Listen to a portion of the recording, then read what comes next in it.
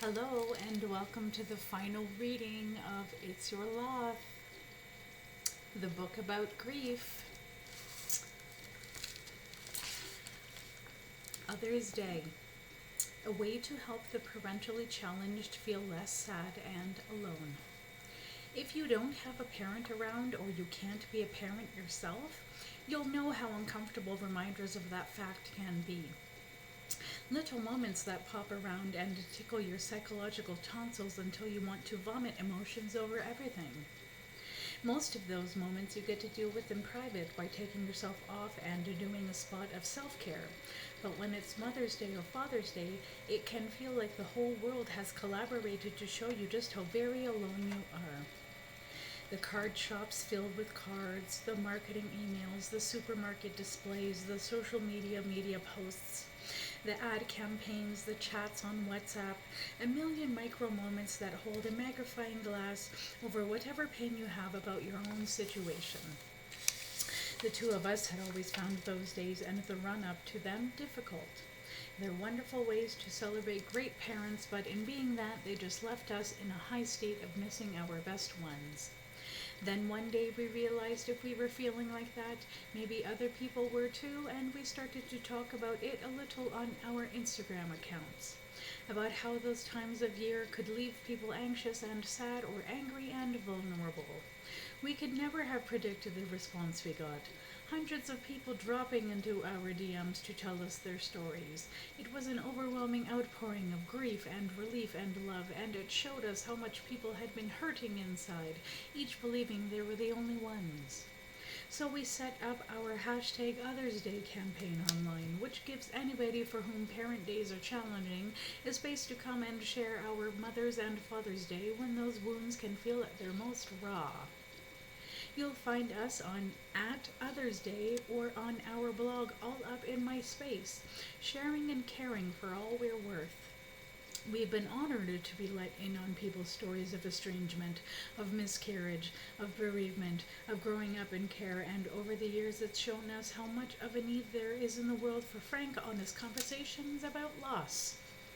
To speak openly about the realities of traumatic experiences without fear of judgment, without worrying you're not doing it right, and without needing it to be terribly serious all the time.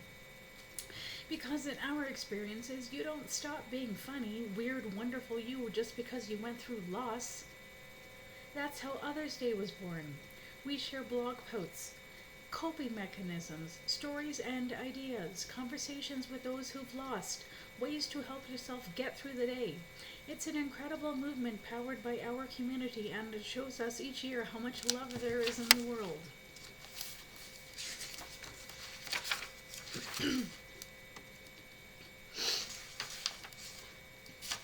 Acknowledgements.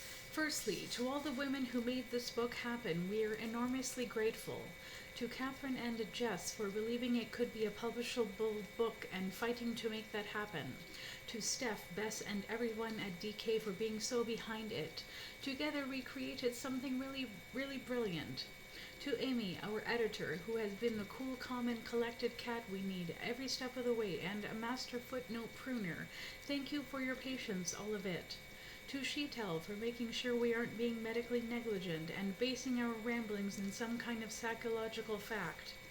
To our contributors, some old friends, some new, for sharing the most intimate parts of your lives in the hope that you can make other people living through similarly hard times feel a little less terribly alone.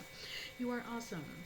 To the people who spoke about this stuff before us and the ones who'll come after, and to everybody who's ever joined in with Others Day for being the brave souls who made us think this book might actually be a help. You make our little hearts sing. Emma would like to give some acknowledgments. To my Robin, my D-bag, my totally opposite buddy who I learned so much about while writing this book. You've taken me on a journey from the bowling alley through an inflatable assault course to these pages. Every step of the way has been weird and new, and I thank you for coaxing me into it. We've been through so much together, and a story told our way through the rest so that I actually now feel like we are related. The loss-based version of the movie Twins, You Can Be Danny DeVito, Thank you for working so hard to understand my way of being. Thank you for charging forth when I need to hang back, for being big when I need to be small, for being my fearless, brightly covered, shaven head amigo. You changed my life forever, and that is wonderful madness. To my dad, who cried when he picked me up from the station and who I'm proud to be building a new kind of relationship with. To Leslie, my stepmom, and to Jackie, her sister, for being the friends my mom needed in her darkest hour. To John and Noreen, who put a tiny courgette in a man's Diet Coke. And to Elizabeth, for showing my mom that people really liked her. To my friends who stuck with me when I didn't want to see anybody, who gently prodded me out into new situations and who pulled me up into their groups like I always belonged. To Matt, for always trying to understand and just wrapping me up in a big hug when you didn't. For not leaving even when I pushed you away, and for being a solid, unflappable, vulnerable, silly, and ever-evolving presence in my life that I'm learning I can depend on. You are my favorite person. And lastly, but never leastly, to my mom. The place I belonged most in the world was in one of your lungs, and that's a U-shaped hole in my heart forever. This book's for you, the one you never got to write, and I love you so very much. I've done a lot of acknowledgments along the way in the form of meandering personal anecdotes, so I'll attempt to keep this short. To everyone who's ever mothered me, which turns out is a heartwarming number of people, to teachers, especially Mr. Mills, Mrs. Custard, and Mrs. Nicholson, who were so gentle and nurturing when I was on a knife edge, weird to go back, but you caught me at a tipping point. And Mummy Bear, of course, to the classmates who made me believe I could write and pushed me forward with their own much better writing. James, Mike, Paul, and Christoph, you were excellent. To the families that absorbed me, to my excellent friends, too numerous to list, and who I'm not going to attempt to in case I forget someone. To the ones that became family, to Rachel, who has made me feel normal in being not normal since we were permatanned teens. To Aurelie, who swooped in and held all the pieces of me together when I couldn't. I wish I could have done the same for you. To the colleagues who became friends, personal mentors, and encouraged me to carry on in a world we all knew was bedlam. Sophie, Kirk, Ed, Madeline, Mike, Andrew, Jenny, David, and Laura.